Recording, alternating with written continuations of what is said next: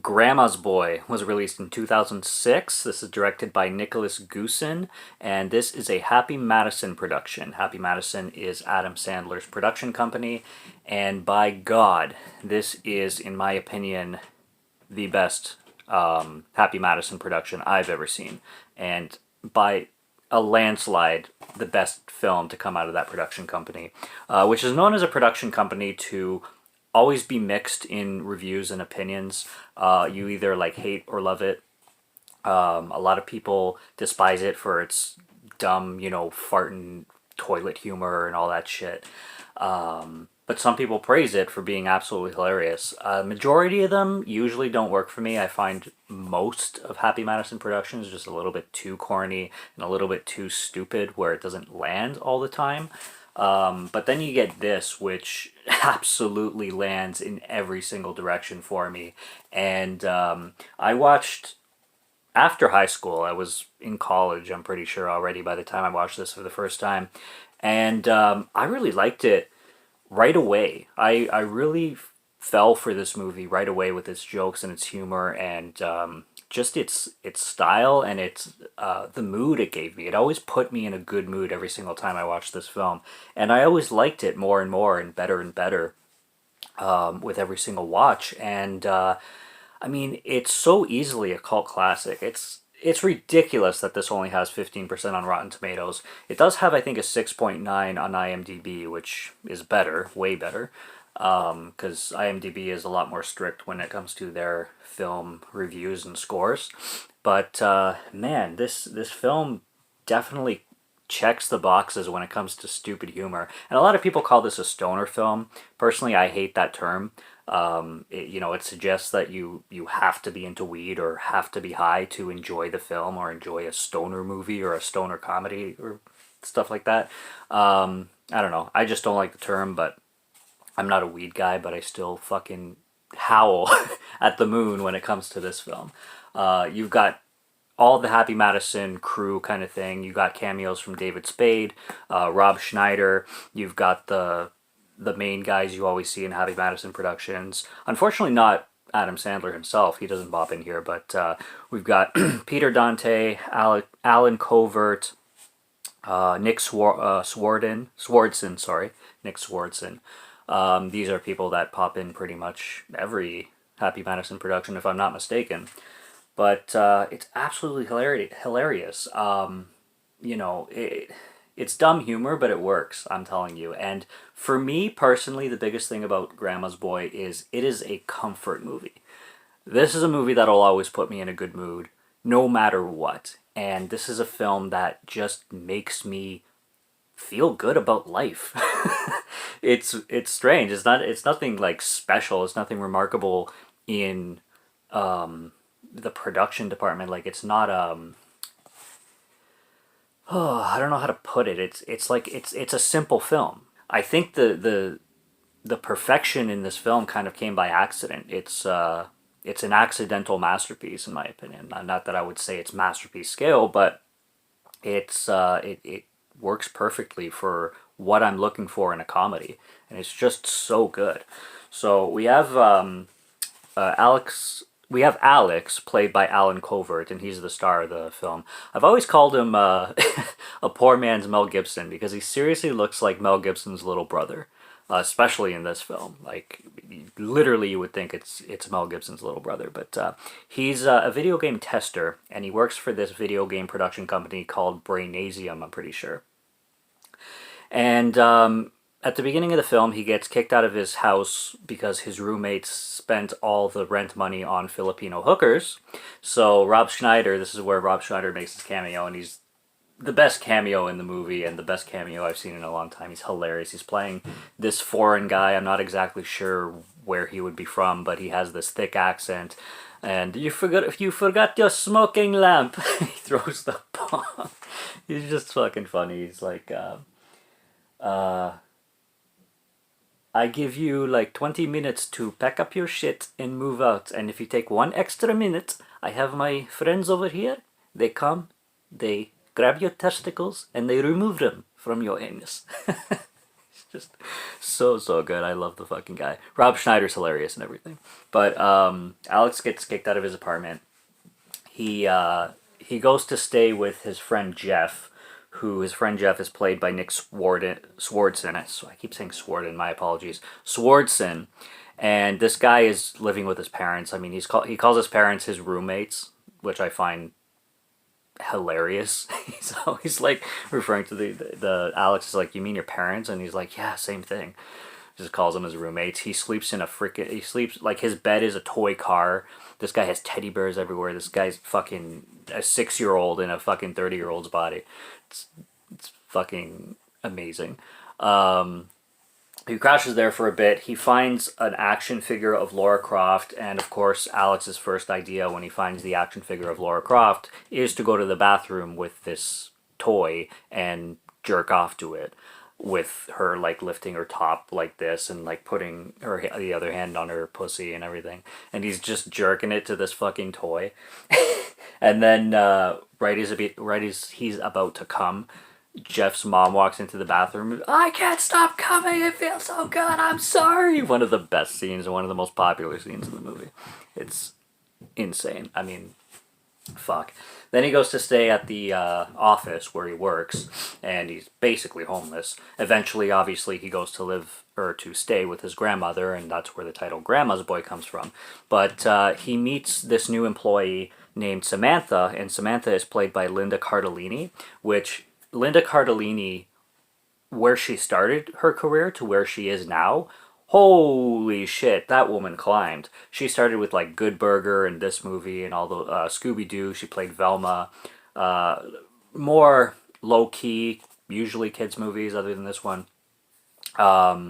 But she, today, I mean, she's in Green Book. She plays like in Oscar-worthy films, a lot of them. So she's been casted in a lot of good stuff, and she has taken her career to great places. It's really, really good on her part. So good for Linda Cardellini on that. Always been a great actress in anything she was. But quality of films, she definitely had good agents and managers to take her where she needed, and the talent to take her where she needed, because she's done some great things. So eventually, Alex gets the opportunity to stay with his grandmother, and she's such a sweet woman. She's played by Doris Roberts. Rest in peace to Doris Roberts. I remember her playing in a few things on the Disney Channel, and she would pop up here and there in many films and many TV shows and stuff like that.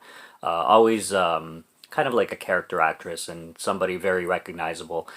And she plays the sweet grandmother of Alex, and she's always like getting up at 6 a.m. She's giving him chores. She's making him breakfast all the time, and all kinds of food and shit like that. And she's just really sweet and stereotypical as a grandmother.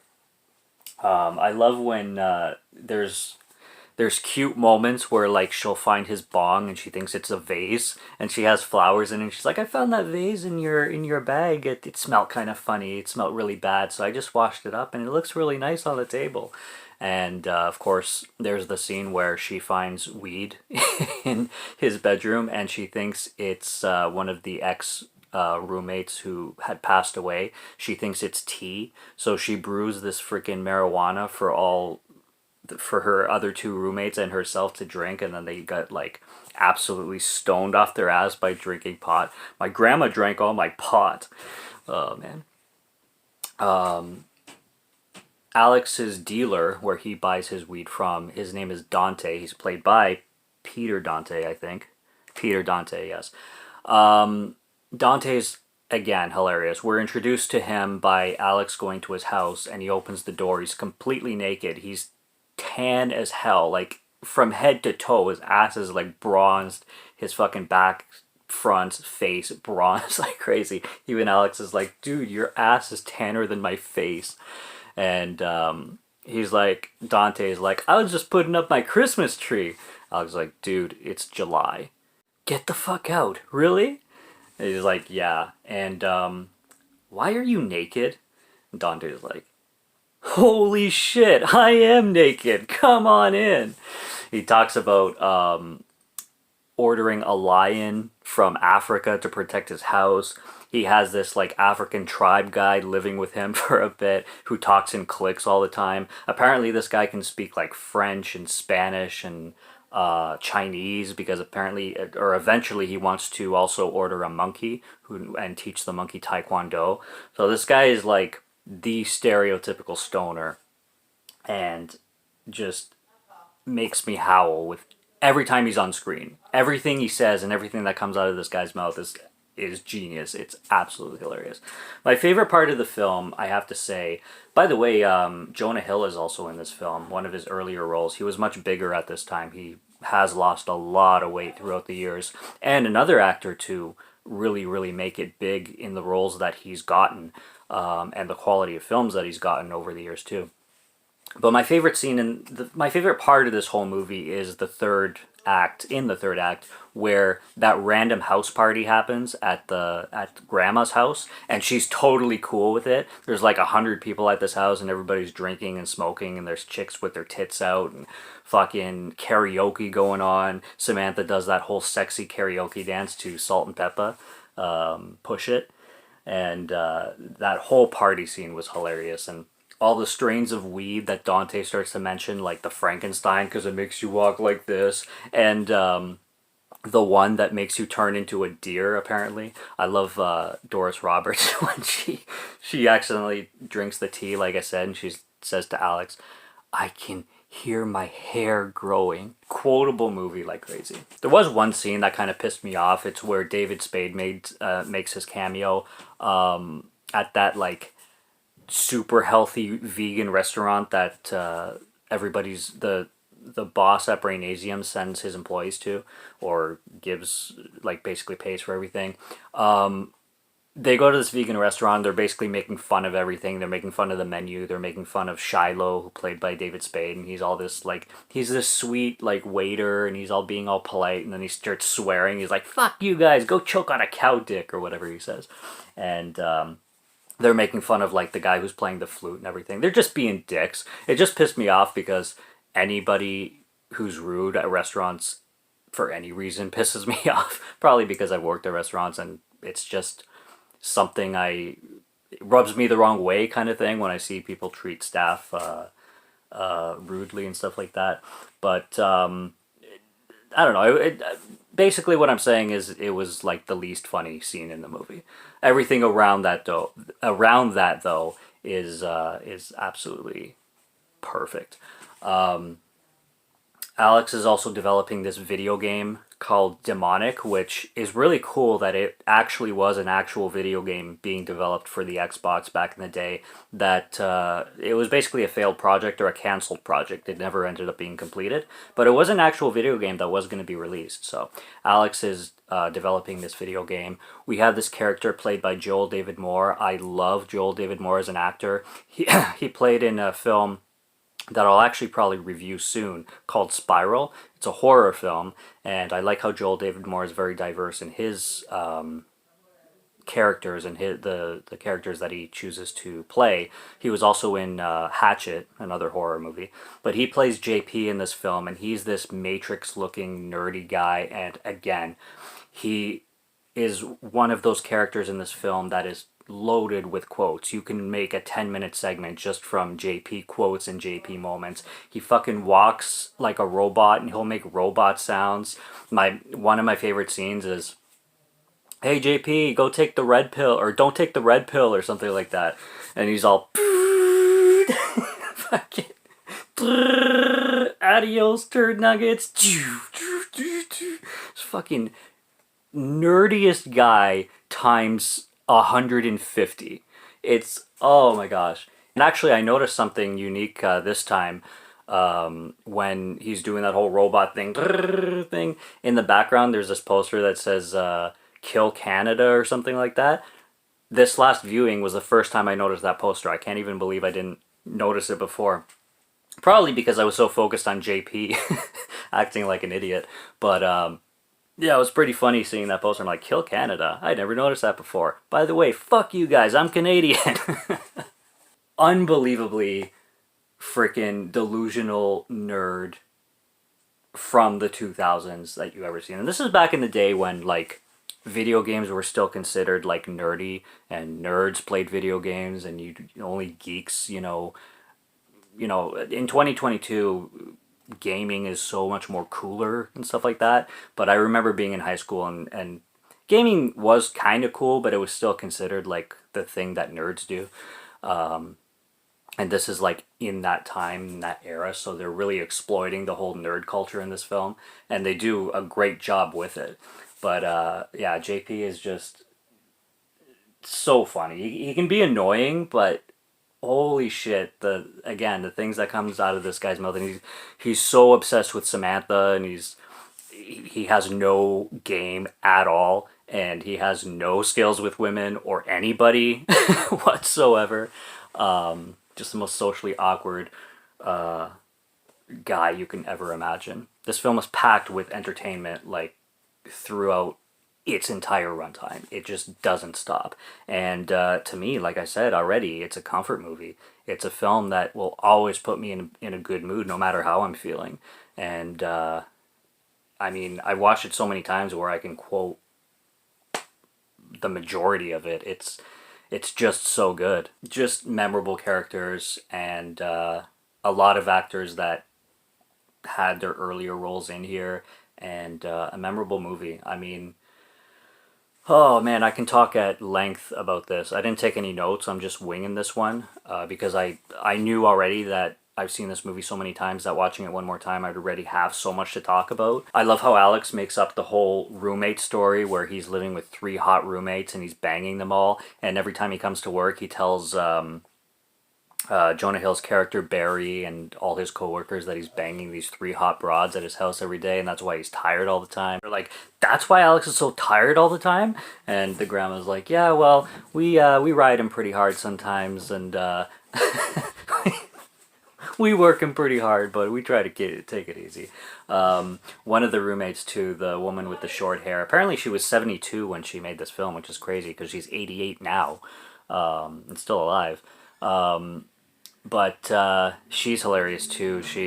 I once gave Charlie Chaplin a hand job, and she's this, like, wild, promiscuous, horny old lady, and she ends up hooking up with Jeff, and Jeff is like, I have a confession to make. You were my first. She's like, aw, that's sweet. You were my 3,000 something. He's like, ugh, I should have worn a condom. Oh, man. So many good moments. I could just, like I said, I could fucking go from the beginning of this film to the end of this film and just quote it all, probably, but that would be like an hour and a half. So you might as well just go watch the film if you haven't seen it yet. Because you're in for a treat if you like this kind of humor. And like I said, this is upside down. And like I said, this is the best, in my opinion, Happy Madison production, and pretty much the one that I would recommend first out of any of them. And the unrated version specifically is the one that I would be seeking. But yeah, that's Grandma's Boy, directed by Nicholaus Goossen. Yes. Starring Alan Covert and Joel David Moore and Linda Cardellini and Doris Roberts as Grandma. So yeah, it's so much fun, and it's not one to be missed. If you've seen it before, you know exactly what I'm talking about. This is a spoiler review. But if you haven't seen it before, go find Grandma's Boy somewhere, and please watch this extremely, extremely underrated gem as soon as you can. So that's Grandma's Boy. Subscribe to Morgan Film Fan if you like to listen to my voice or if you like my film reviews. I'll be back with more soon, so stay tuned. Check out what's on the channel already. Until next review, have a good one. Take care and cheers. How can he see me?